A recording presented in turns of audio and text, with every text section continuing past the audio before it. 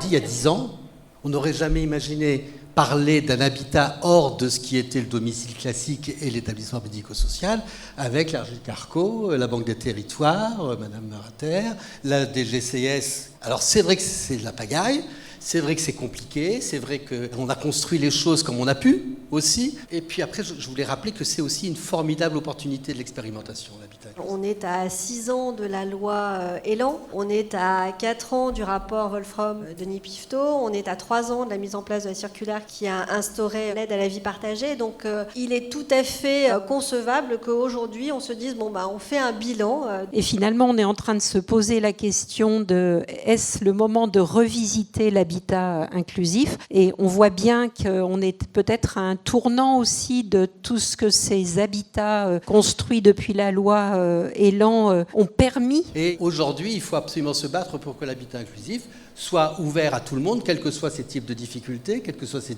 fragilités et quels que soient ses niveaux de ressources. Aujourd'hui, l'habitat inclusif, c'est pas seulement le logement, c'est également tout ce qui va autour. C'est-à-dire qu'aujourd'hui, l'habitat inclusif, il n'a du sens que si la personne peut sortir. Nos politiques publiques, elles doivent être guidées, certes par la loi de 2005, mais aussi, et je dirais surtout, par la Convention des droits des personnes en situation de handicap.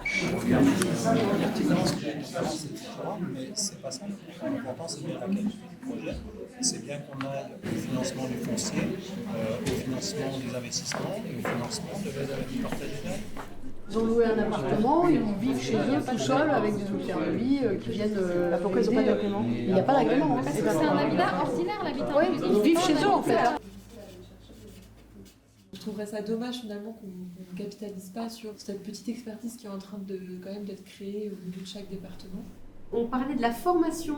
On trouvait que l'habitat partagé devrait être présenté dans les formations de médecins, formations médicales, paramédicales et universitaires classiques.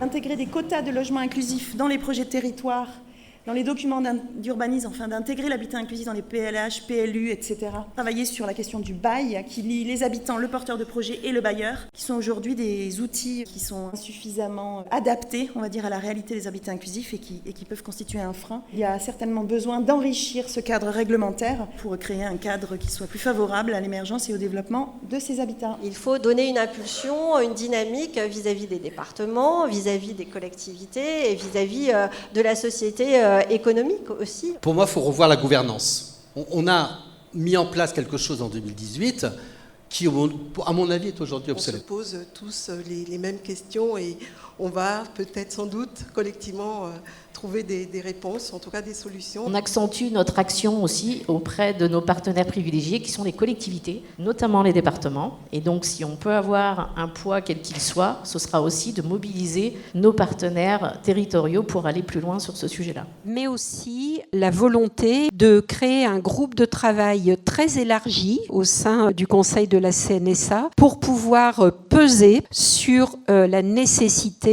d'un portage politique national et d'une feuille de route qui inscrit l'habitat inclusif dans le parcours de la personne. Je vous remercie de m'avoir associée à cette journée et puis impatiente d'avoir le retour très précis de ce qui aura pu émerger de l'ensemble de ces tables rondes.